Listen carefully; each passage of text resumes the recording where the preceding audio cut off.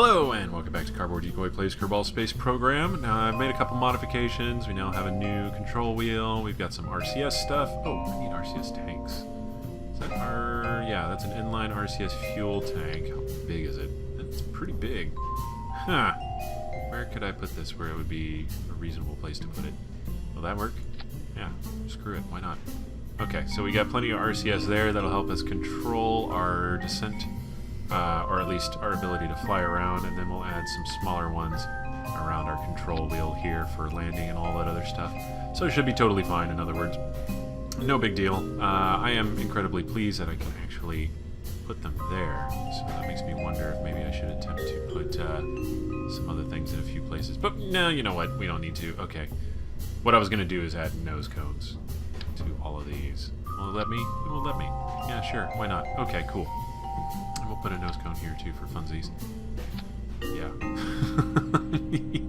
Just more nose cones everywhere. Okay, save, launch.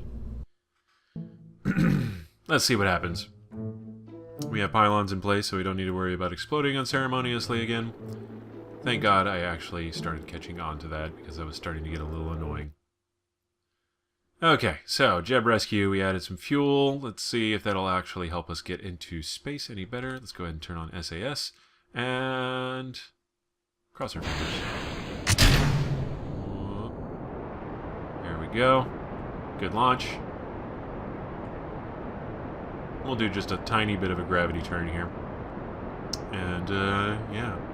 So, as we're flying off into space, I guess we'll go again over our mission here. Our mission is to get to the moon, land near Jeb, at least close enough that maybe we can maneuver closer to Jeb, use this arm that we have here, pick up the command capsule for Jeb, and then bring him back to Kerbin, where we can finally reap the soils of his command module, and also have him available again for future missions. So that is the plan. That's what we really want to do here. And of course, we're flying a drone right now, which means if it crashes and explodes, we don't care too terribly much.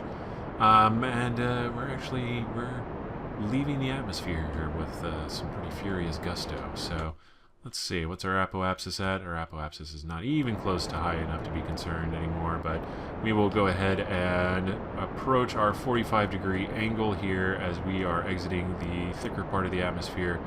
I wish I knew the exact name for that, but I don't, so, you know, I am a pleb, etc. I am a rocketry pleb. I am okay with this. I have come to terms with my place in the universe. And, yeah, we're going to be doing just dandy here. Oh yeah, we are totally fine.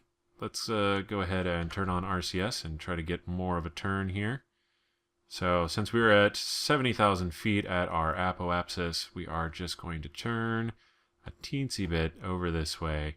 We're going to wait until our marker gets considerably closer to us right here, and then we will finish up our firing with our main engines here, which have just a little bit more fuel than we did last time we were at this point.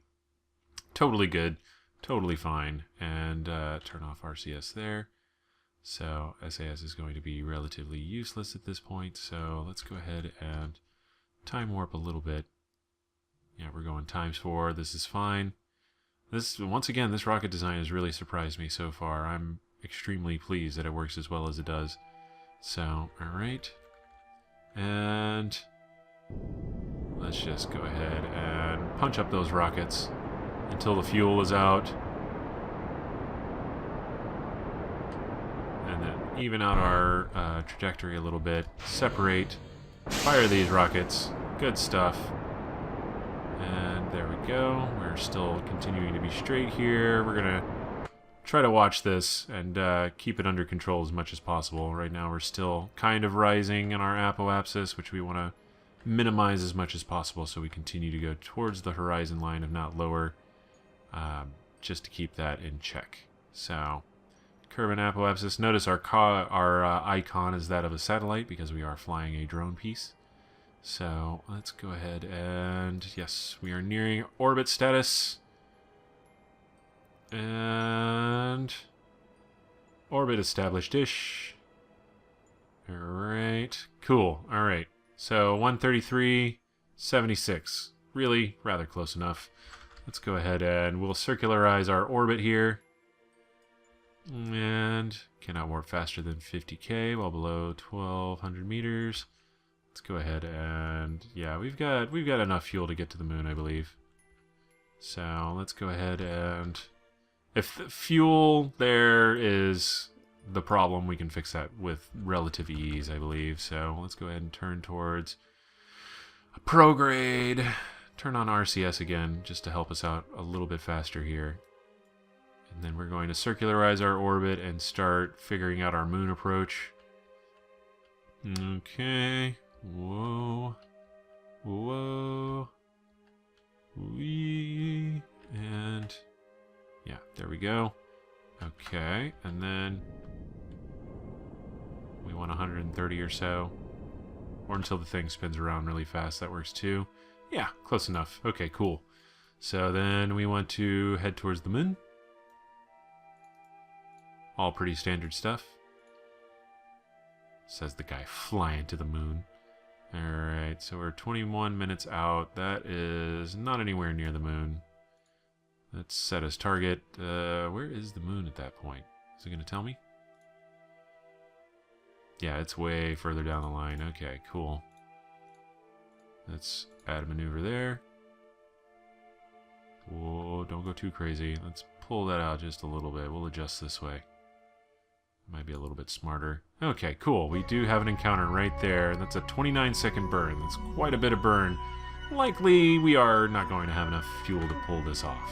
I'm debating between resetting the launch and just adding some more fuel tanks. I thought maybe this would be enough, but it looks like we'll need two anyways. Descending down here and twice as much fuel will be ever so much better. And then we might actually add more fuel to our initial booster rockets as well and see if that'll actually even get off the ground, which could be a real problem.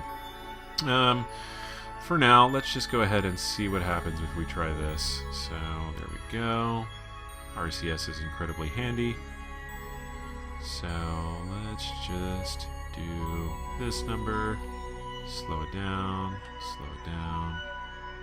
Okay, maneuver that way. And we'll at least see exactly how much of a deficit or, what do you call it? Deficit, profit. I can't remember exactly. But yeah, we'll see how much fuel we actually need and then adapt from there. So, again, 29-second burn is a pretty long time to get to the moon with. And we're almost certainly going to run out halfway and try to switch to our actual lander fuel, which is pretty much what got us into this situation in the first place. Just not having enough fuel to get to the moon. Although that was totally different. We had to alter a lot of stuff about that particular orbit that I should not have done. So, but again, we're just going to see what happens here, just for the heck of it, and then try to adapt from there. There we go. Doing okay, actually. Not nearly as bad as I thought it would be once it recalculated exactly how much burn I was going to need. Okay, we are out of fuel there. Whoa! It was a little unexpected with the way that ended up happening, but still pretty cool. Because I have the ones that separated from the sides and also the rings there in line, it just ended up being kind of neat. What can I say? Alright, let's do that. Okay, and we still got pieces flying by us there, totally fine. They're pretty far away, really. So, perspective was a little funky there. Okay, 2, 1, and there we go. And it looks like we have our encounter. Yes, okay, so let's see how this actually turns out. This is what's going to kill our fuel, ultimately, is where we try to establish an orbit around the moon. Because we are absolutely going to have to try to establish an orbit around the moon in order to position ourselves in the best way to get close to Jeb as is possible. So, we'll see how this turns out. Okay. Maybe if we land right next to Jeb and then run out of fuel, he'll at least know that we're thinking about him. And that'll get him through another month on the moon or so. So, let's go ahead and, yep, a little more, a little more. 2, 1. Okay, so there we go. We are pointed retrograde. We're just gonna burn like mad. Okay, there we go. We've established an orbit. Okay. Speed up a little bit, try to get as close to the moon as possible. Alright. Circularizing time.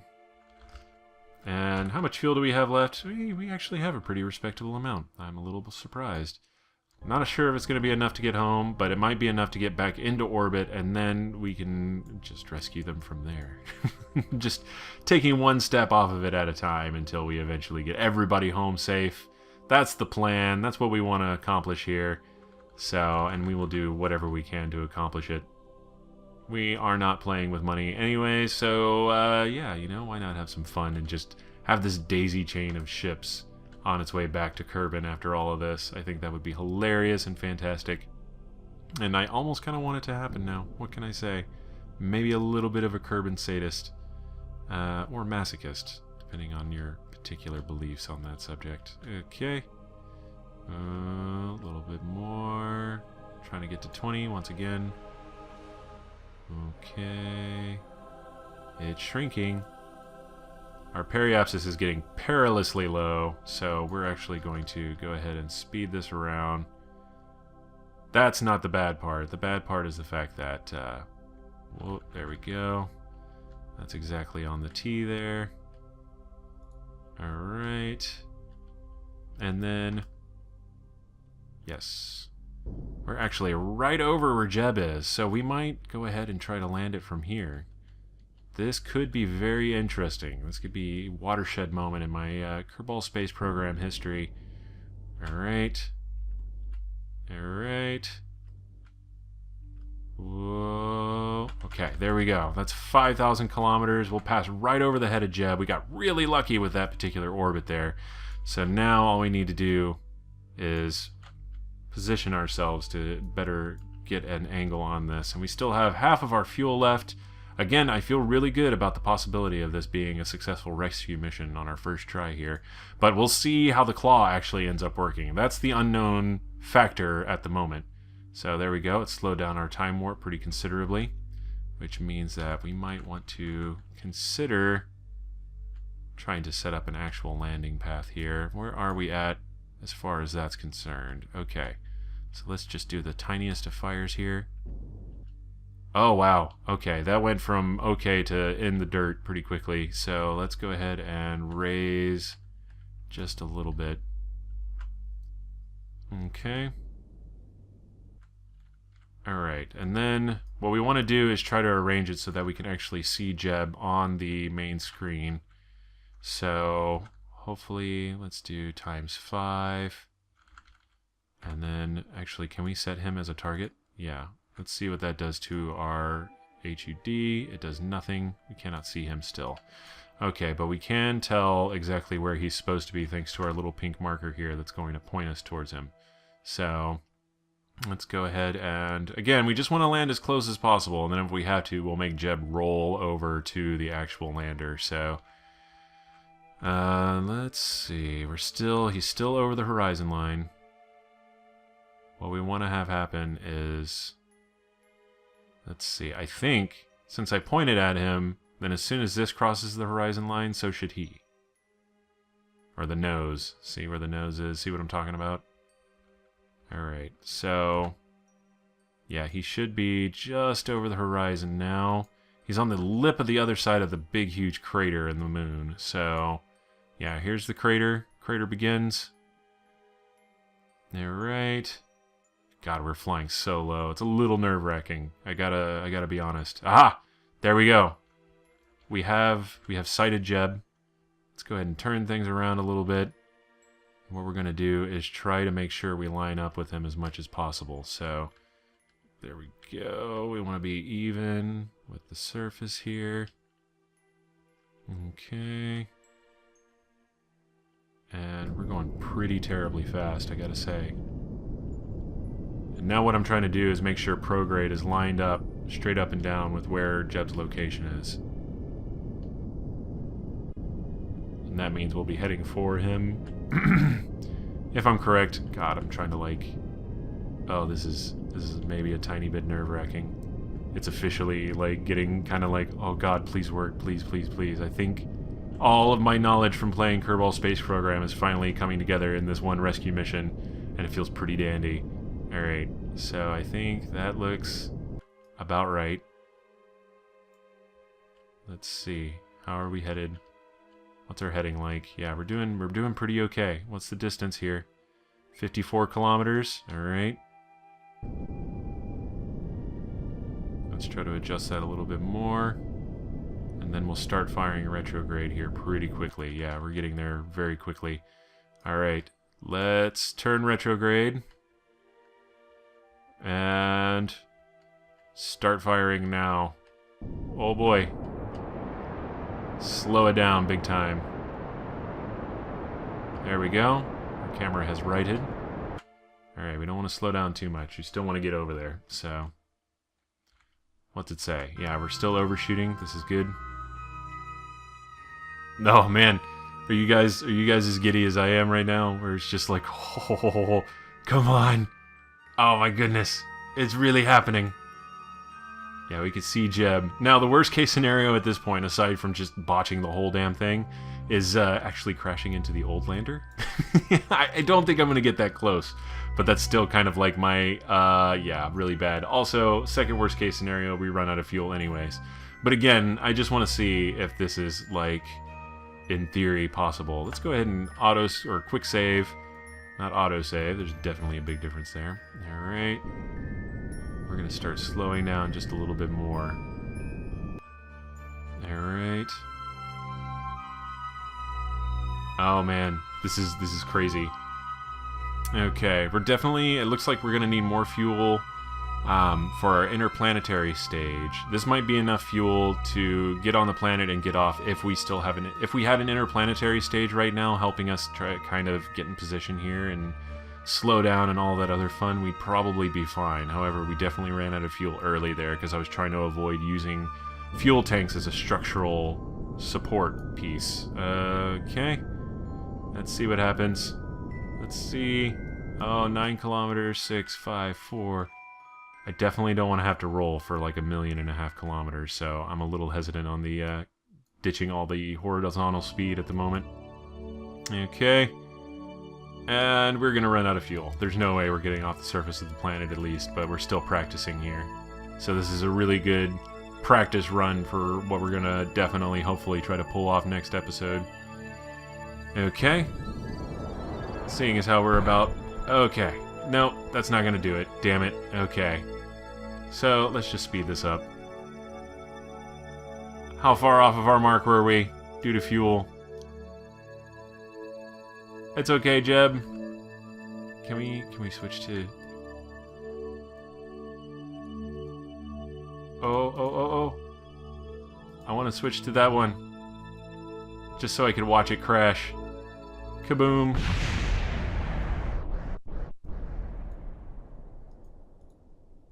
And we tried. Okay. That's... Oh, that was really close. That was doing extremely well, in my opinion. And then we just didn't have enough fuel altogether. So, I think with that one, the half bathtub of fuel, or the one as opposed to the 2 bathtub fuel tank, that should be enough, I think. We're pretty light, and even with just an extra command console in there, that's not exactly adding a whole crap ton of weight. So what we're going to do is go ahead and move this down, move this out, and then add some, where is it? There we go, another fuel tank. And then that will be in addition to our